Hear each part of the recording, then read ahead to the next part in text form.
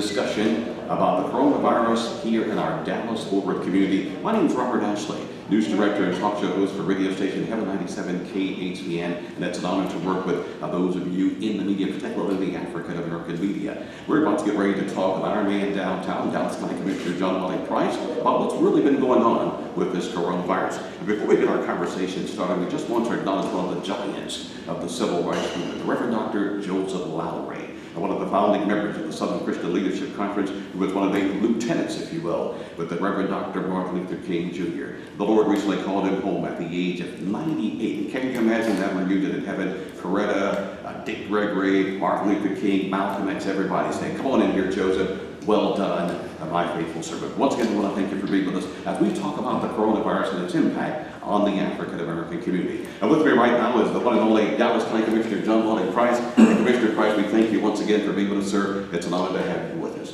Glad to be here, and I don't want any of us to get lost on everything else that's going on in the universe, especially in Dallas or in this country, really.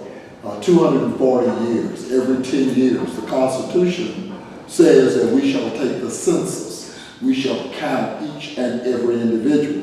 And therefore, the United States will apportion approximately $750 billion in grants and appropriations to various political jurisdictions, schools, counties, hospital districts, states, and so it's very important. But those dollars are apportioned based on count, on census data. And of course we'll talk about the apportionment of legislative power. Yes. As you know, in this country, regardless, you're going to have 435 House representatives. You're going to have 100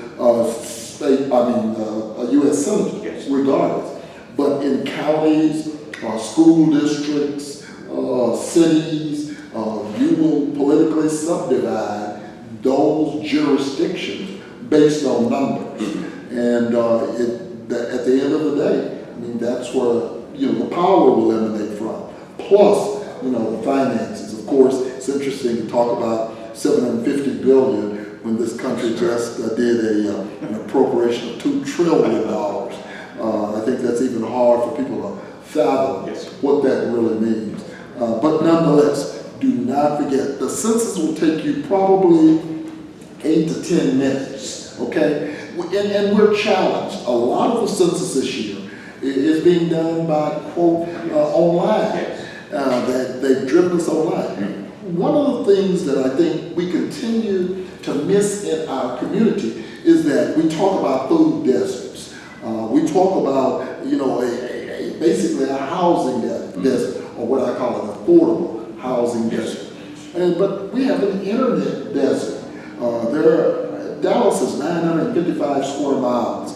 100 square miles is basically my district, and I have most of the unincorporated area.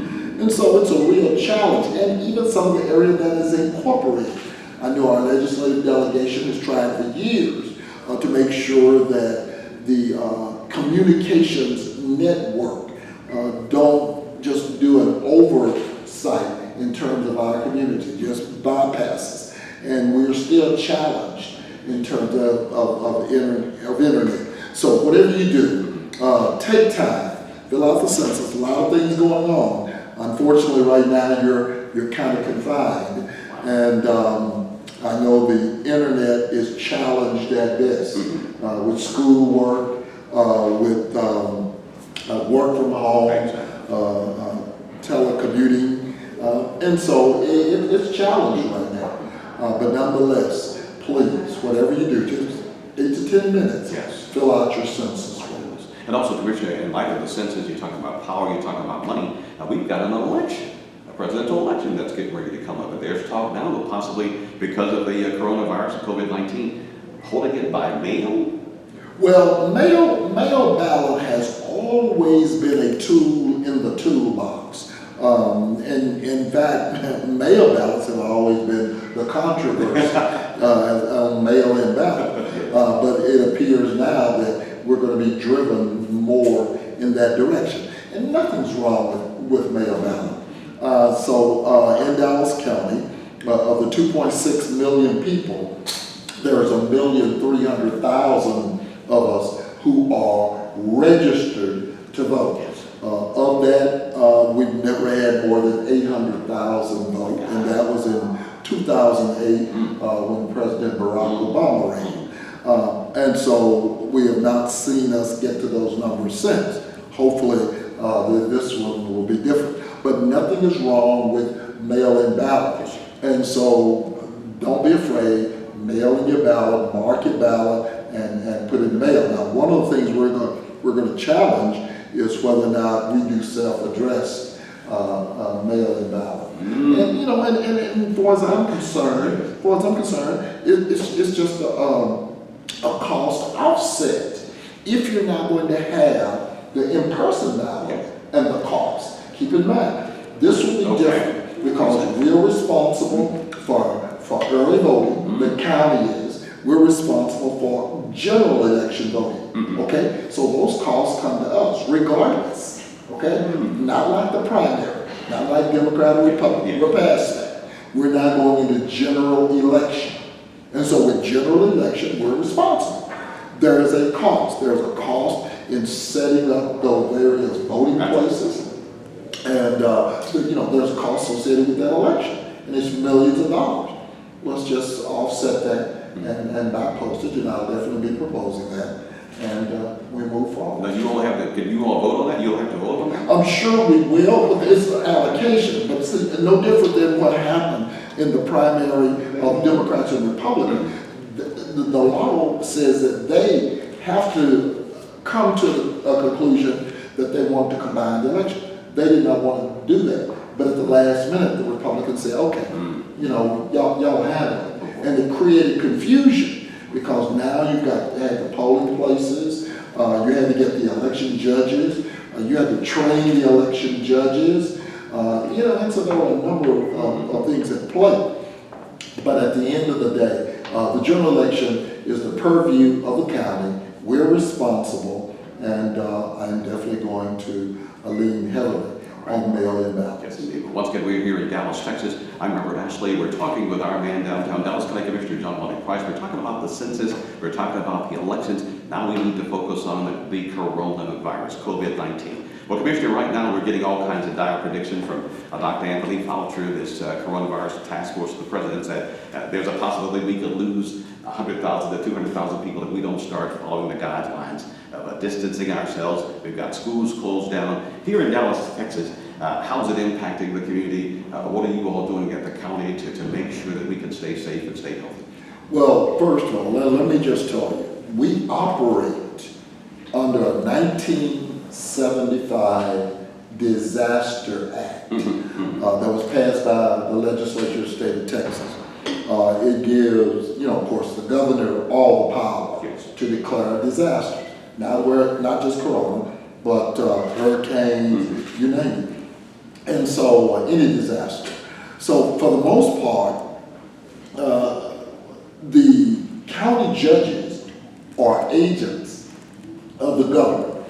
And so once a disaster is declared, for the first 7 days, the county judges, 254 counties in Texas, each one of them act basically autonomously.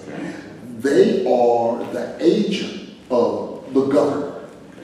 So the Disaster Act says, Texas Local Government Code 418 says that they shall act for the first 7 days.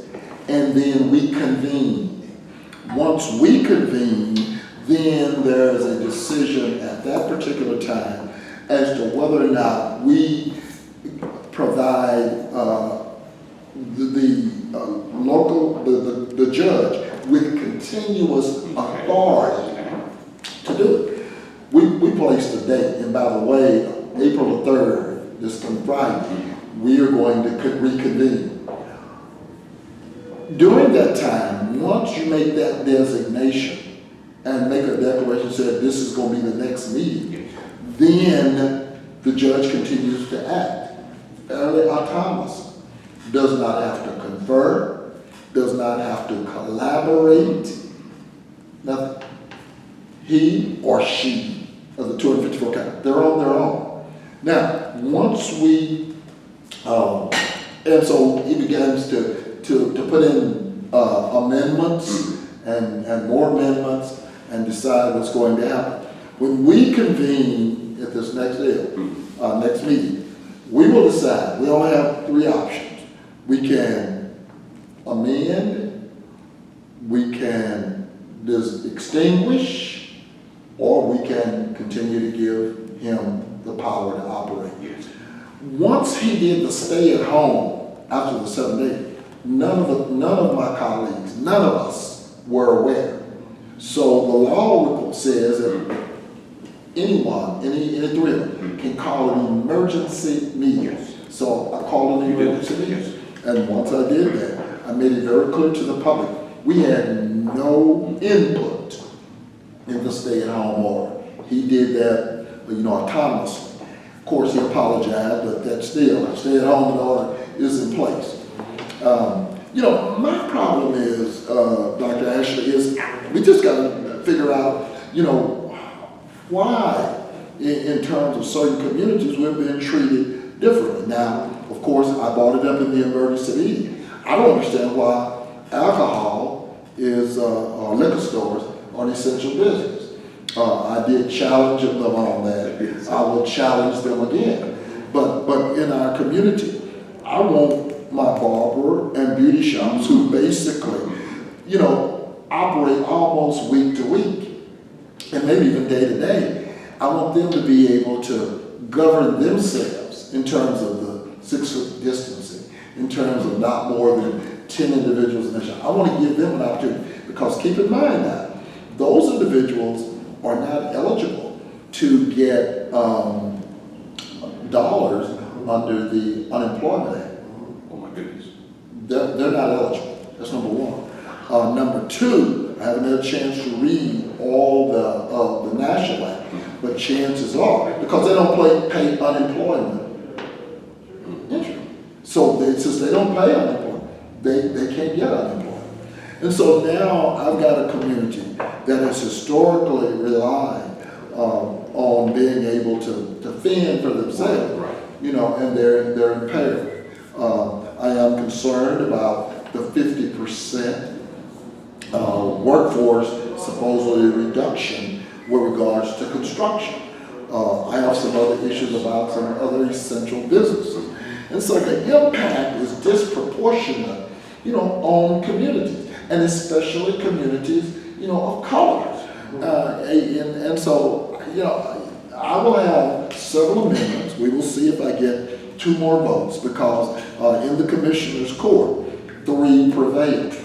Okay, 3 votes prevailed, and that will, and while I am not at this particular moment ready to declare that the disaster, of course I'll wait for the data, that is definitely not over, but I do have a concern about whether or not we're going to be able to maintain as a community. Yes. I mean, it's almost like picking our poison. How do we want to die? Economically, it is devastating. And I know I'm going to get a lot of feedback, but, I had this conversation with the judge. I said, Judge, under the Financial Responsibility Act, under the Patriot Act, under the Cyber Infrastructure Act, pawn shops are essential. That's 179 in Dallas. They loan approximately $3,000 a day. Well, everybody said, they only loan 10 cents on the dollar. Look, that's the difference between bread and if I've got something, and hey, I'll be the first one to admit, hey, I've always been here. I may have had to, take my watch down and get a couple of dollars. And the thing is, but don't, but for the grace of God, there go out. It is a financial institution, and so as a result, I need him to make the same declaration, with other financial institutions, in our community. It's not as though, we can access, banks that historically have redlined us. It's not as though a certain part of the community has ATM cards, and they have there's a flurry of access to capital, and so this is survival.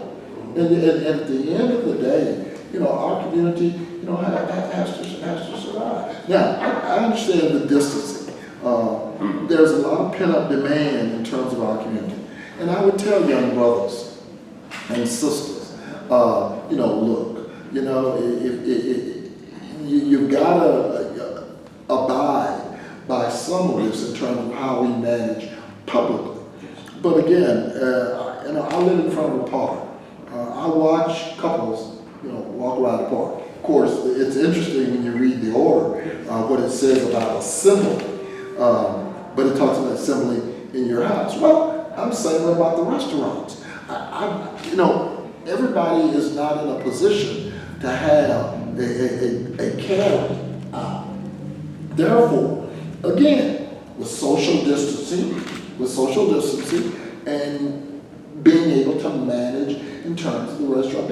Again, these are businesses that historically, have been challenged in terms of our community, and they have survived even in those challenged times.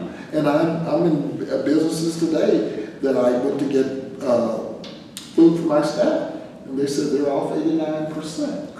They have quiet as kept them. A number of these other businesses that are national businesses cannot sustain.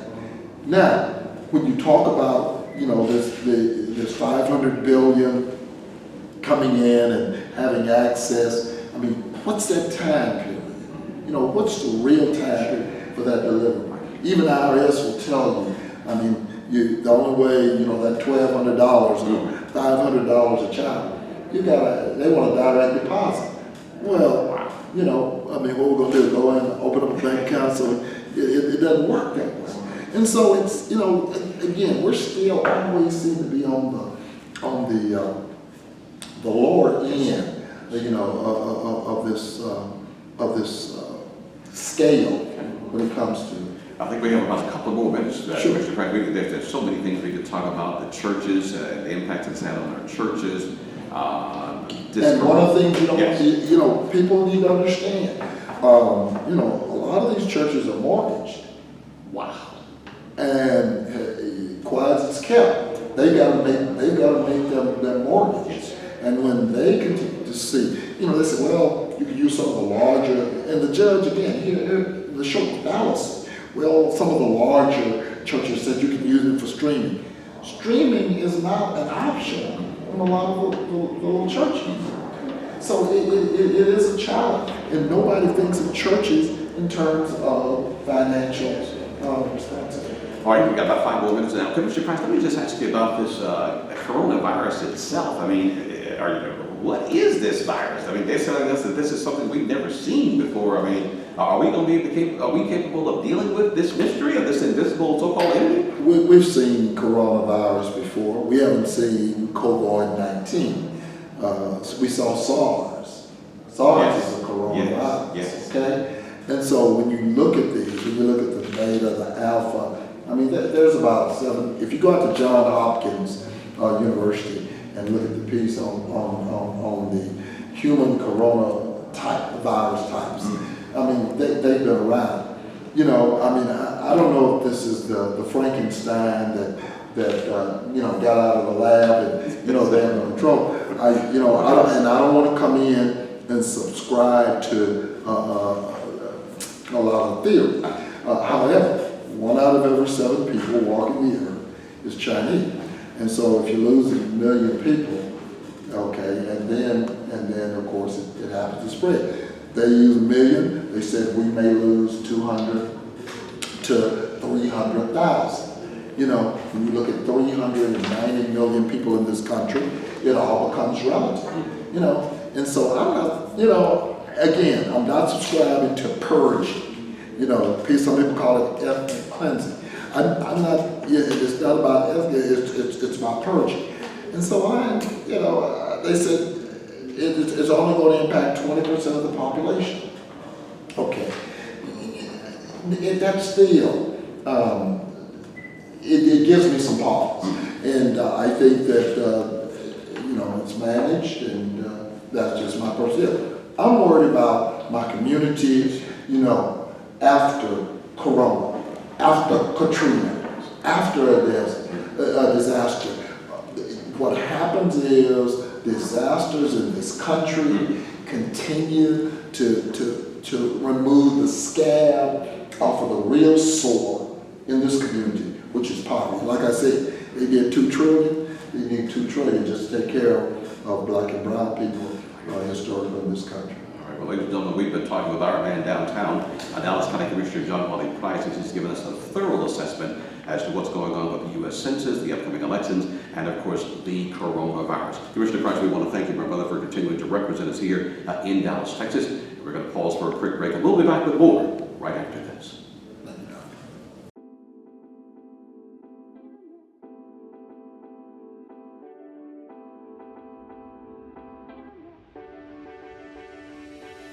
Character, hard work, and compassion are three things that our law firm stands by. We believe in giving you individuals with the best of character, those who are honest, operate with integrity, and are committed to your case. We strive for excellence in everything we do. We want to ensure that our clients are successful, not only today, but in the future as well. Hard work. Our team is committed to giving their best effort on your file whenever they're in the office and when they're out of the office thinking of you and your claim. Assisting our attorneys, our paralegals work to ensure that your customer service needs are met. We promise to work on your case in an efficient and timely manner. And compassion. We're committed to giving you a team that treats you like family. We're together in this action, and we're committed to making sure that you always understand that we care.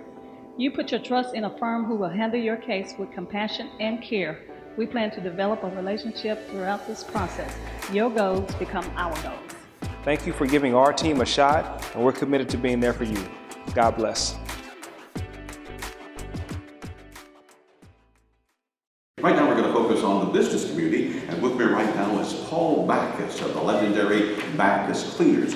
His father, the late Jasper Backus, is the namesake, and we're very, very honored to have the long-awaited Paul Backus with us. Paul, once again, we want to thank you for being with us, man. How you doing, Paul? Thank you. I'm doing fine. Thank you for having me this afternoon. All right. I really appreciate you. Well, look, now where's Backus Cleaner? Where y'all located? How's the It's business? it's really good. At 3509 Sunnyvale at Overton Road now, but we rebuilding the old business over in South Dallas. Yes, We're gonna make it dry cleaning business and office space. Beautiful. It's gonna be done. Beautiful. So we spent about $500,000 on that. Beautiful. Get it right. I know your dad will be proud of you. I just wish he could see. Oh, I know he's proud of you. Well, I'll tell you what, we've been dealing with this coronavirus, and they've been shutting down everything. What impact is it having on your business? Well, right now, it's all I'm mostly getting now is kind of regular customers and police officers. Now we do a lot of the uniform for Dart and South Central police, so we're getting a lot of them right now, consistently there. But I was there on Friday, and code enforcement came out by Carlos, which is about 5 different cars. So I have a barber shop next door to me, and beauty shops, and we have beauty supplies and all that stuff. So they went and shut down all of that. So they gave me some type of certificate that I can use to take over because we don't have a standstill. Right. A standstill in most in and out. So in particular, the store thing, which does a lot of business with the black community now, they are just allowed to have 10 people at a time. My goodness. So it's making an effect there, and it's a lot quieter than normal, but it's still the children out there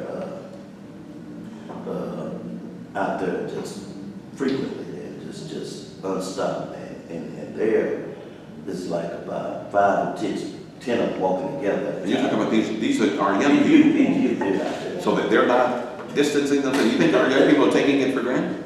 I think it's just not knowing. Yeah. And something like this here is when you still see the sunshine and it's freelance, and there's no caring word for it, youth is concerned. They invincible. I know that's what we used to think we was doing. Exactly. Go out there and no shirt on and play in the snow, But at this particular time, it's really serious there. So we got all slogan that we try to talk about is to reach to teach and teach to reach, so that they can notify these people what's going on out here. Because when you're giving it to the older adult people that immune system is not strong as others, so you're really taking a risk. So it's really important just to stay home for right now. You know, so it's best to live today and tomorrow. So we need to focus on that. So just. Well, Paul, how long do you think this thing is going to go on? How long can we deal with I've been getting so many different suggestions about the virus that I got a PhD. So I said, thank you, but no thank you. But it's really serious. But it seems like how can you measure time on something like this, when something that's in the air that you can't see or you can touch or things of that nature? So it's really no time frame on this. So until we get notified correctly and with understanding, then only then we can, you know, try to do something to help one another. So, yes, indeed. You know, so it's really serious right now, and we need not take it for granted that it's not, because people are dying from it. So anything that you die from, and you at a normal state of mind, so to speak, and you die from it right now, it's really serious right now. My goodness. So. All right, well, once again, we're talking here with Paul Backus, and we're talking about the business community and how the coronavirus is impacting our business communities. And Paul, as we get ready to just to wrap up, leave us with a word of advice, because you're out there, you see us, people doing business, you're talking to our young people, encouraging them to wear gloves and everything. Yes. So, one thing I can say at this present time is that let's believe in one another, believe in what people are saying about this virus. Because if you don't believe in it and something happened to you, then you say, well, me. But it's a secret situation that we should not take it lightly. And because of the seriousness of death that's involved in people, let's get serious about this. Let's obey the law, do as they ask us to do in the community, and stay apart from one another as just as we can. Now, I've seen quite a few children for the first time today finally had gloves and masks on. But prior to that, none at all. So it's just something that's taking place now that we need to take serious about until we can get a fully understanding of it. Amen. Well, ladies and gentlemen, we've been talking, of course, a great businessman here in Dallas, Texas, Mr. Paul Backus of the legendary Backus Cleaners. I'm going to pause for a quick break. We'll be back with more right after this. Thanks so much. Thank you. Appreciate it. Appreciate you, man. Appreciate you. All right.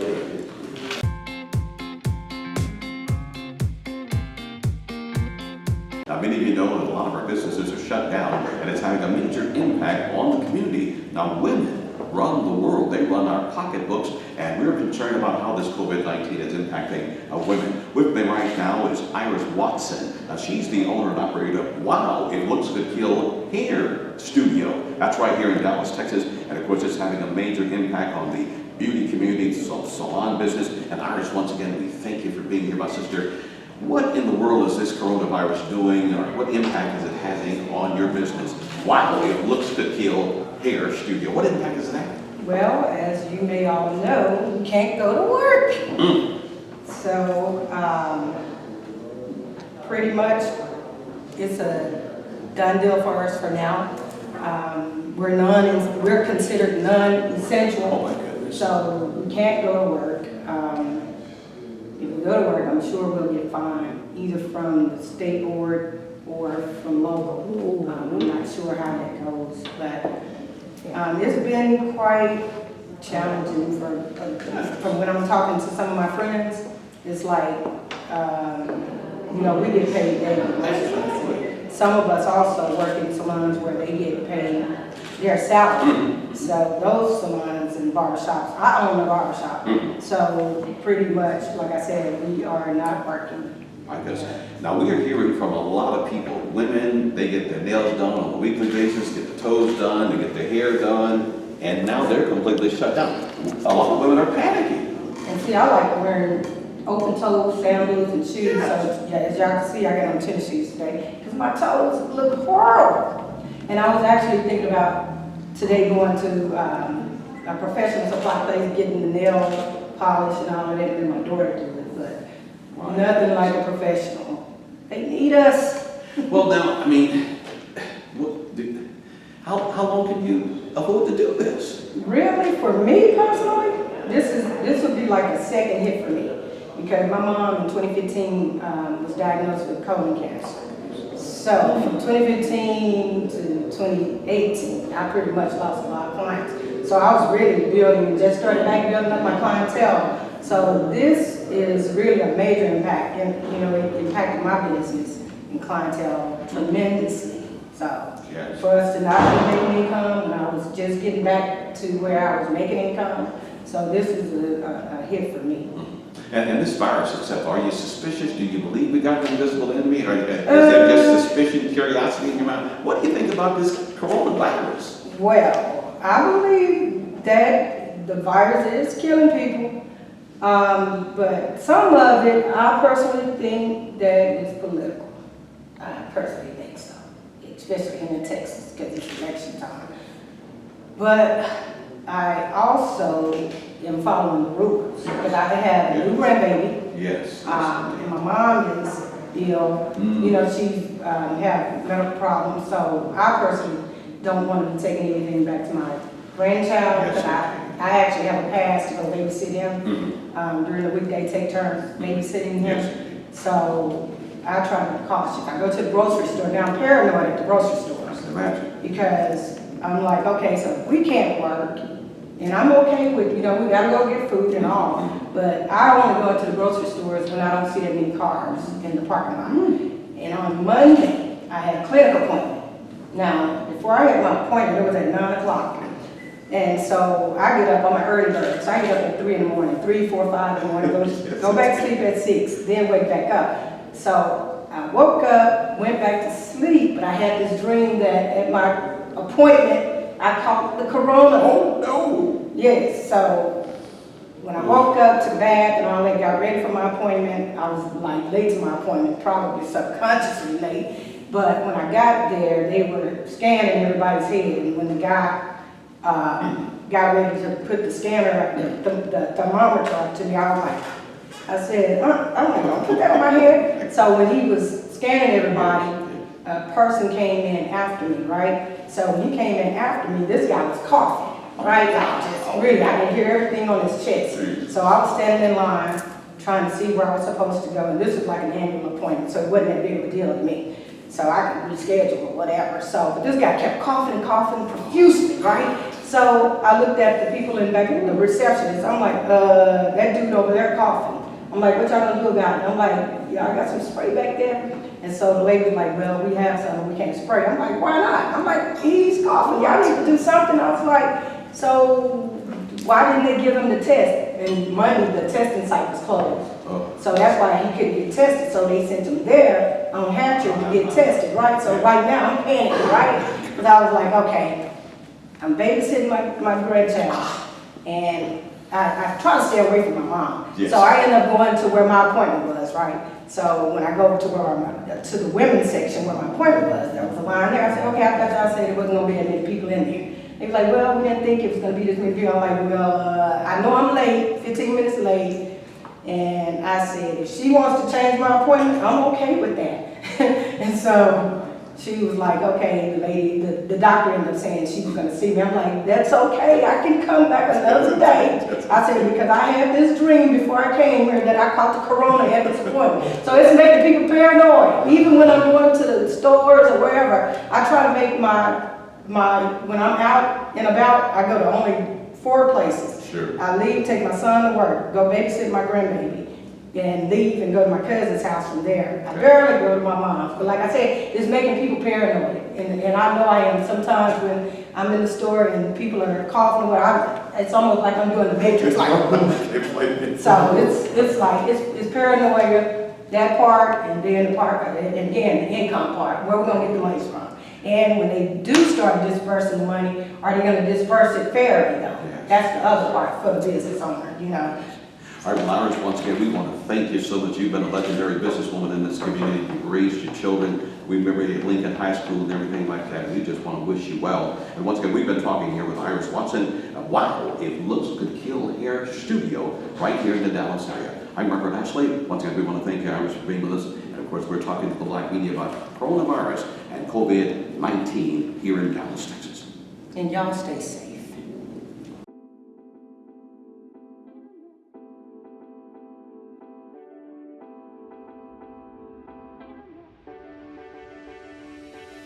Character, hard work, and compassion are three things that our law firm stands by. We believe in giving you individuals with the best of character, those who are honest, operate with integrity, and are committed to your case. We strive for excellence in everything we do. We want to ensure that our clients are successful, not only today, but in the future as well. Hard work. Our team is committed to giving their best effort on your file whenever they're in the office and when they're out of the office thinking of you and your claim. Assisting our attorneys, our paralegals work to ensure that your customer service needs are met. We promise to work on your case in an efficient and timely manner. And compassion. We're committed to giving you a team that treats you like family. We're together in this action, and we're committed to making sure that you always understand that we care. You put your trust in a firm who will handle your case with compassion and care. We plan to develop a relationship throughout this process. Your goals become our goals. Thank you for giving our team a shot, and we're committed to being there for you. God bless.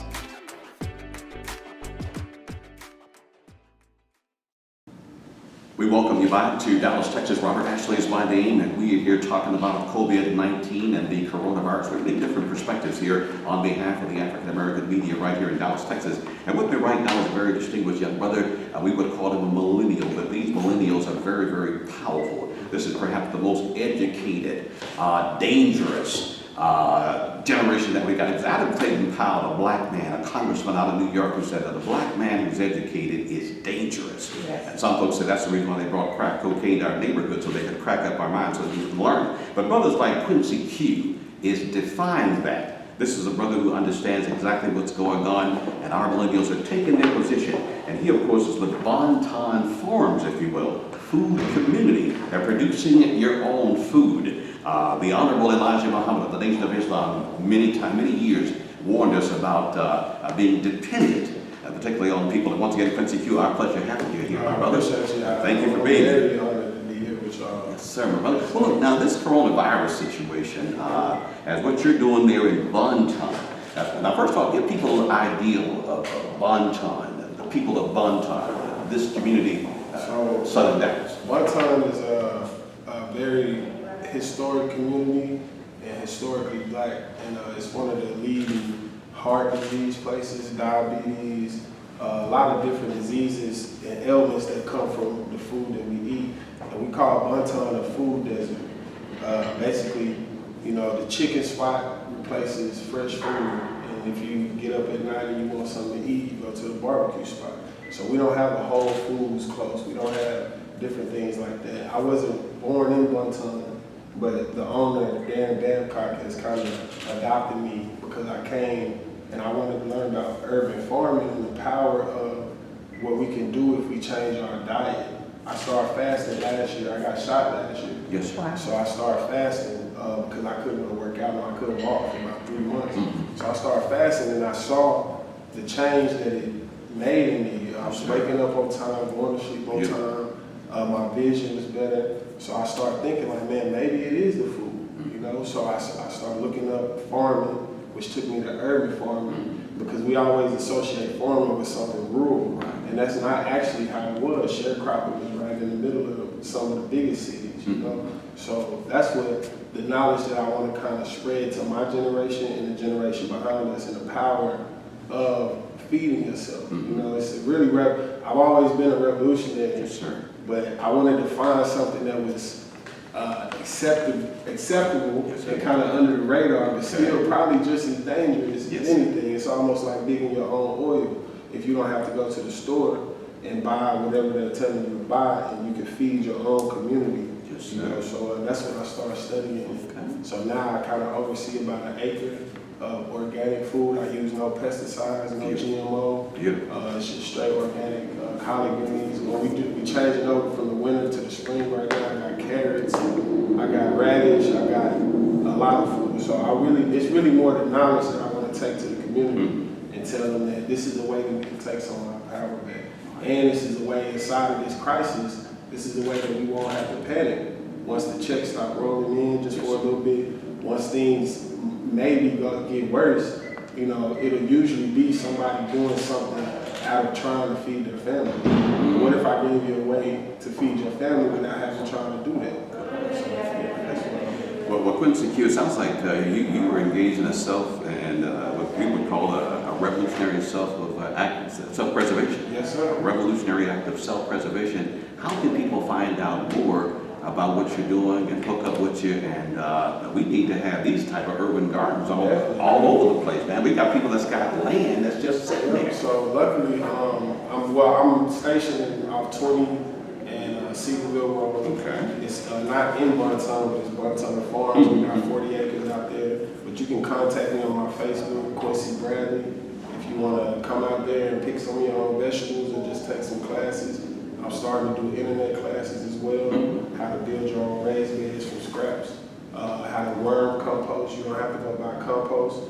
You can compost for worms, different things that's already available. You know, this is a very cheap way that you can sustain yourself. So you can contact me in different ways. Go down to Bonton Farms. In Bonton, we got a grocery store. You can go out there and pick your own vegetables, all of that. So y'all come out there with me, man. I'll take you, cut you some collard greens, man. I got collard greens big in your head right now. Now, see, that's healthy eating. I mean, this is like eating from the Garden of Heaven, my brother. And I'm just, wow, because I think I saw you guys profiled on TV, one of the TV stations. Channel 8 just came out. I mean, the whole movement of urban farming is really growing because it's a lot of distrust in what people are eating. Even if you say you're a vegan and you go to the store and you see a beet this big, yes, sir. That's not natural. Because I grow beets and I know it takes 4 months to get it just a golf ball size. If you're going to get a beet that's a softball size, that too has chemicals in it. So people are starting to understand that, and they're not trusting the big companies anymore. And they're starting to want to come to, how can I just get it from the ground? Sounds like you know something about them genetically modified foods. Oh man, come on! I don't do none of that. No GMO. I don't spray. It's more work because I got to deal with bugs and different stuff like that. But the result is that you eating some of the healthiest food that you ever had in your life. Back when we were eating like that with Big Mama and Paw, we didn't have the cancer that we have right now. And with a lot of the commercial industries taking over the food services and everything like that, we don't know what we are eating. So Quincy, my daddy used to tell me if it wasn't in the garden with Adam and Eve, then it wasn't there. So all of these different diseases that really came about from things that were man-made. So a lot of things come from just what's coming out the ground and what they feed you. And I just want to change that for the younger generation. It's also about land. We didn't get our 40 acres and move mules, so now it's time to take back that land. Well, ladies and gentlemen, we've been talking here with Quincy Q, Bonton Farms, community, food, and this is powerful, powerful information. We need to be as independent as we possibly can. So once again, Quincy Q, we want to thank you, my brother. Stay in the house, man. Stay in the house. Be safe. Don't panic. Start thinking of ways we can move forward and not backwards. Amen. We got you on lock right here in D-Town in Dallas, Texas. I'm Robert Ashley, and we thank you so very much.